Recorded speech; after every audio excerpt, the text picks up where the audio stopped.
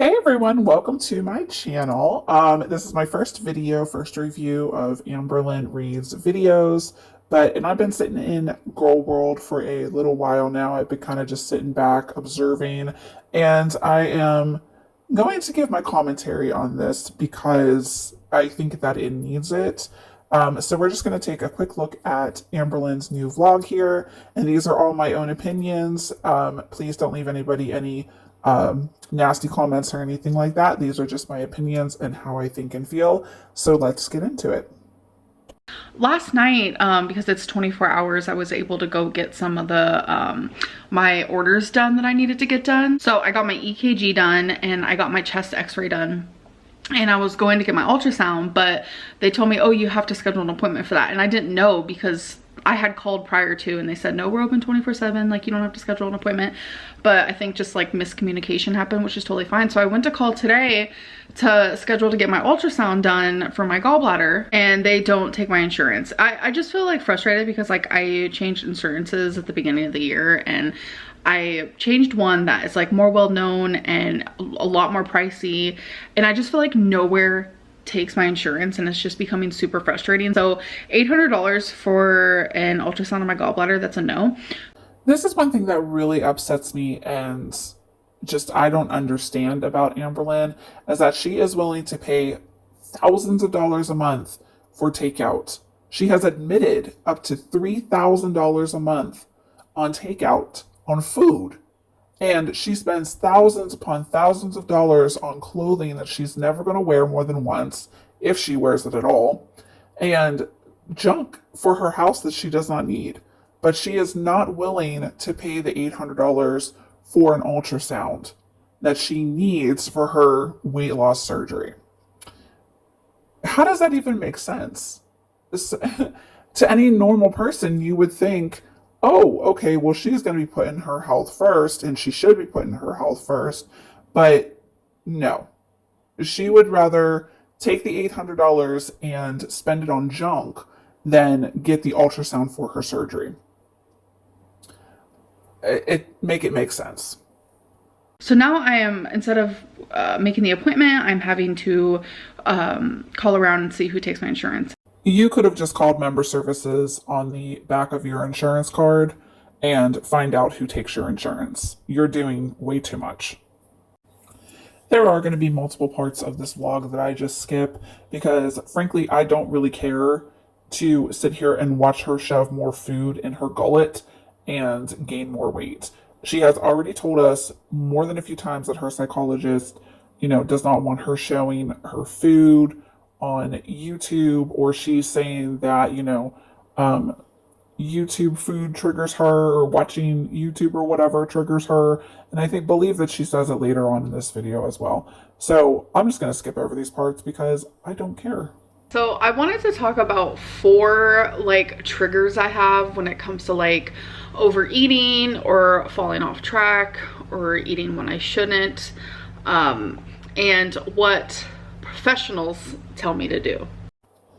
Okay, so yeah, I was right. There is a point in here where she's going to be talking about her quote unquote triggers.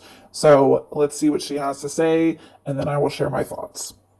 So this isn't like triggers for binging or anything like that, because as you guys know, I do not suffer with that, thankfully, but I do suffer with like overeating. I wouldn't be this size if I didn't. I think Amber is completely full of crap when she said that she does not have triggers to binge, or she does not have binge eating disorder. Normal people who don't have the disorder do not have triggers. Okay? Triggers to binge and overeat are the same thing. So I have no idea why she's even saying this. So one trigger for me out of the 4 that I will be sharing is like unwanted emotions / like wanting to escape those. So even this first thing here, she is saying that her emotions trigger her to eat. That is classic eating disorder, binge eating disorder type of behavior. So that's a start. So the second trigger for me is like other people's opinions / like assumptions on the food that I'm eating. I know showing my food is a popular want when it comes to this community. People want to see what I'm eating, which I totally get because I love to see what people eat. Again, this is total and complete bull crap. Okay, nobody wants to see her eat. Okay, people have been telling her for years that they want to see her go outside, take a walk, take Twinkie for a walk, go to the gym, do something outside of the house. But no, the only thing that she ever sees is people who want to see her eat. So that's what she shows. Third thing is like if I'm watching a TV show or like watching YouTube, whatever it may be, and someone starts eating something, like that is highly triggering for me. Like if it's like chips is a big one, Chinese food for some reason is a really big one. I'm not the biggest fan of pizza. I mean, I used to like really dislike it when I was younger, but as I've gotten older, I enjoy it more. Pizza is also weirdly one for me. Like there's like certain foods that definitely trigger that. So I notice when something like that happens, I simply just like turn it off. So she sits up here and claims that she does not have binge eating disorder, and she is all about trying to convince us that she does not have this disorder, but she is triggered by people eating food on TV shows. Please explain to me how that is not binge eating disorder. Normal people who don't have this disorder can sit and watch the Food Network for 24/7 and not once be triggered by the food. Okay, none of those foods cause them to go into their pantry and just shove a crap ton of food down their throat. Okay, she has binge eating disorder, but she doesn't want to admit it because then it's going to throw off all of this lies that she's been trying to portray to us since the beginning of the year. And it's going to get her denied for weight loss surgery, so she does not want to admit it to her therapist and her dietitian and her doctor. She wants them to think that she has complete control over her food, when in fact she does not, because this stuff should not be triggering her if she did. So the last one is like certain activities. Like if it's like movie night, I automatically want to like order in dinner and like have popcorn. Or if we're playing like Mario Party, Mario Kart, it's just something that's triggering for me because like in the past, my brain automatically goes to, okay, so this is an activity where I usually would order food and like eat while playing. While I completely understand that a lot of the American culture is when you get together with friends and family, a lot of things are revolved around food. Birthdays, anniversaries, weddings, game nights, holidays, everything revolves around food. But the thing is that a lot of people do not just sit there and think about the food that they're going to have when they go over to a friend's house.